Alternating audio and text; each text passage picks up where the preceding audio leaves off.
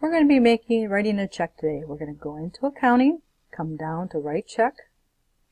This is where we come when it's like a COD or someone that needs a check today that's not already in our system.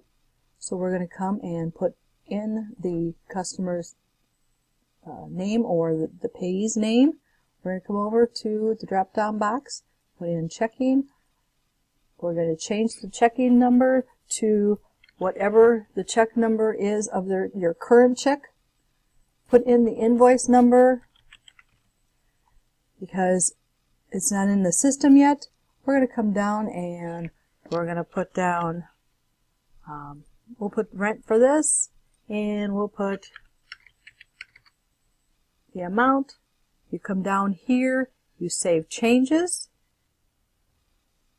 It will show you everything here. You double check it. Come over here and print.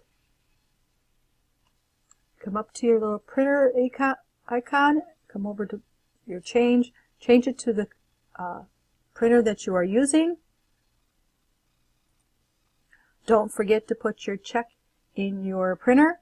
You hit print and it will print out the check that you have just made. Now if you are making out a check, you come in purchasing, you would come to purchasing. You're going to do a pay bill, pay new bill, and you're going to come to the company that you're wanting to pay. You're going to put in check, the checking. It will come up with the next check number, whatever the check number is. Make sure that the date is here, the method, the amount.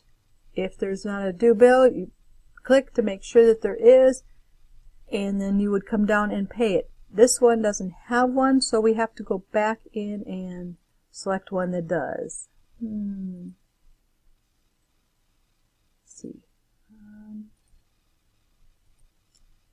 I know that I have something in AT&T. Okay, so then we would come over here, unclick it to see if there's anything new. We would come here to click on the box that we are paying. We would come down and save changes and do the same thing here.